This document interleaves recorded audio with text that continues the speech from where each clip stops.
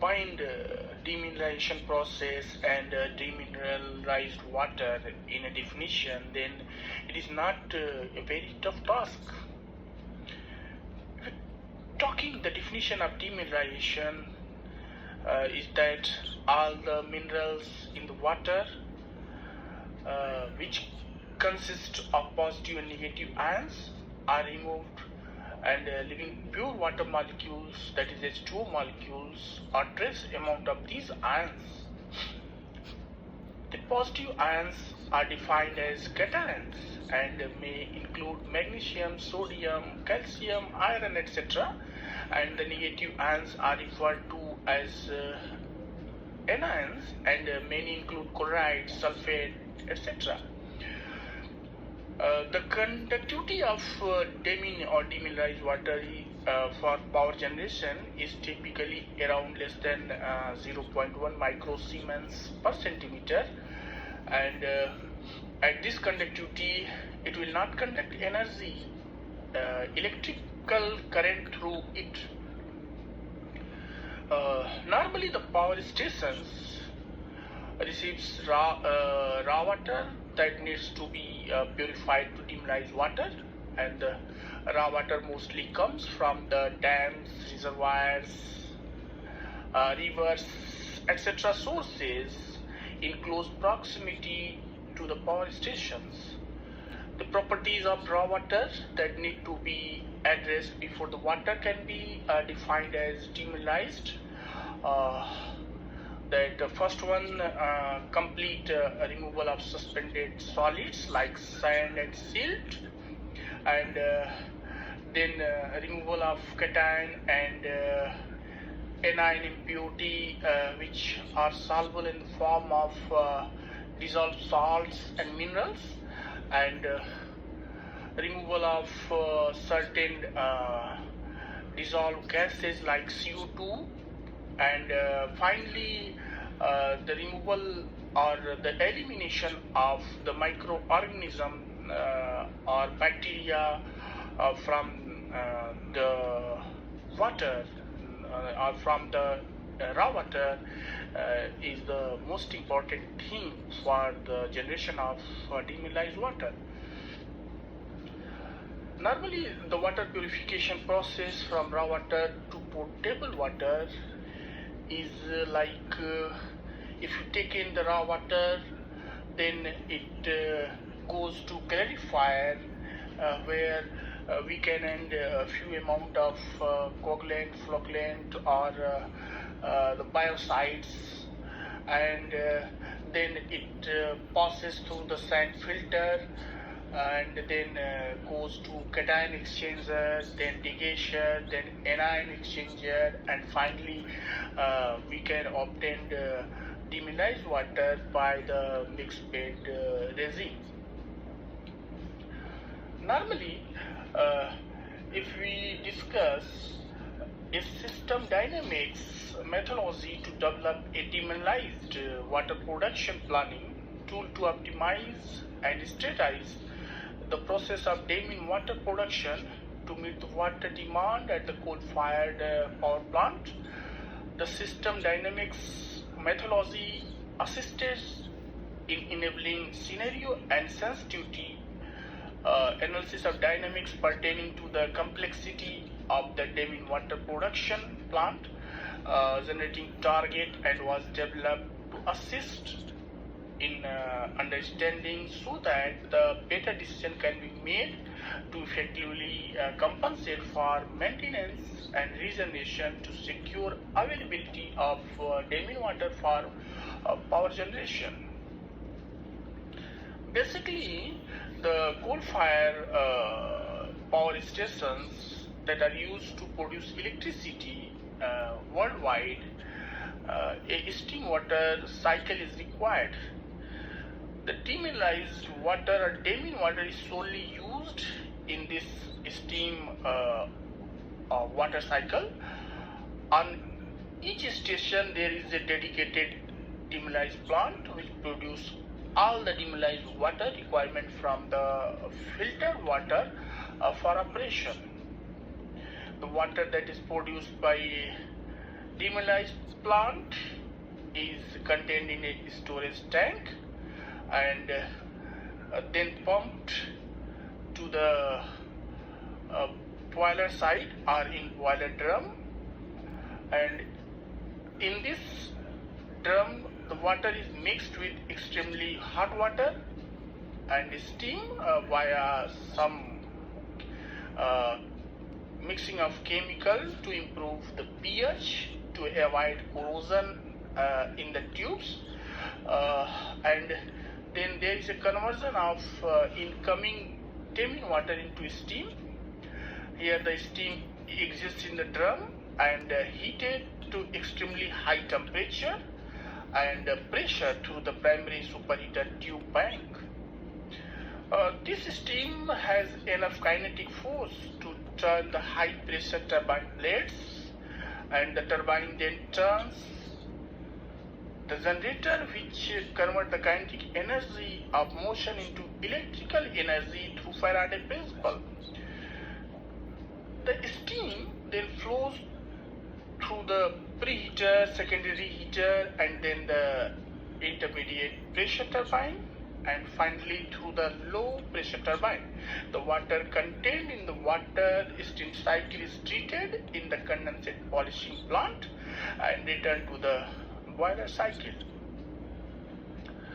The demineralized water can then be seen as the energy transporter, converting the thermal energy from the combustion of coal to mechanical energy and finally to propel the turbine blades. The evaporation process produces pure steam, and the rest of the ions inside of the water condense and accumulate in the boiler drum and tube walls at the side of the boilers. This can ultimately lead to the boiler tube failure, attributed to the largest cause of unit shutdown. When the unit is shut down, no electricity can be generated. More importantly, returning the unit to the service then requires a large volume of daemon water and an extensive amount of time. To prevent unwanted mineral entering and accumulating in the boiler tubes, the water is demineralized before entering the water steam cycle, and without deionized or demineralized water, the water steam cycle would never be able to operate effectively, and failure of the plant would most likely become unmanageable. Normally, demineralization is an application of ion exchange. Two main types of water treatment are exercised with the use of the ion exchange technology: water softening and demineralization. The water softening is when minerals that give hardness to the water, like calcium and magnesium, are exchanged for sodium and is required for many processes. The demineralization is when the ions in the solution are almost completely removed. This process is the basis on which the daemon plant operates and produces demineralized water. The cation exchange resin bed trades positive ions in the water for hydrogen ions found in the resin, while the anion exchange trades negative ions for the hydroxide ions found in the anion resins. This trade-off is based on the absorption potential of the specific ion towards the resin bed. Resin beds are often spherical objects that have a network of fixed charges and are neutralized by the movable ions. The next process item is the degassure. The degassure removes excess CO2 from the water, and the final step is the mix bed, which polishes the water, removing the residual amounts of cations and anions left in the water. In an ion exchanger, ions are removed from the water by using either cation or anion resins, and the methodology is very simple. Here, if we talk about raw water or filter water containing negative ions and positive ions in the form of TDS, then the role of cation exchanger to exchange all the positive ions like calcium, magnesium, etc. by hydrogen ions in cation exchanger, and the chloride, sulfate, etc. negatively ions exchanged by the anion exchanger, and by the exchange of such cations and anions, there is releasing of hydrogen ion and hydroxide ion, and finally formation of H2O molecule that is purely H2O without any contamination of foreign ions. Here, the columns or vessels are the container in which these reagents are found, and the fresh resin gets loaded progressively with the ions from the feed solution, and until leakage exhaustion occurs, that is concentration of resin are fully loaded and the ions from the feed escape the ion exchangers. The resin is loaded in the direction of the flow. When the resin is exhausted, the next step is regeneration, and regeneration can only take place when the regenerant concentration is high, and typically 1,000 times of the concentration in the normal water. In the case of demineralization, strong acids such as hydrochloric acids and sulfuric acids are fully dissociated and can supply hydrogen ions to replace the cations that have been exchanged. Almost whole process takes place with OH ions in the anion vessels, and in practice caustic soda, that is NaOH, is used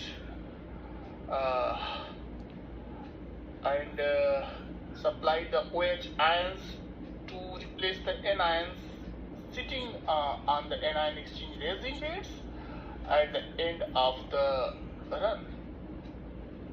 For the ion exchange to be efficient, there must be a difference in affinity between the ions in the resin and the ions in the solution.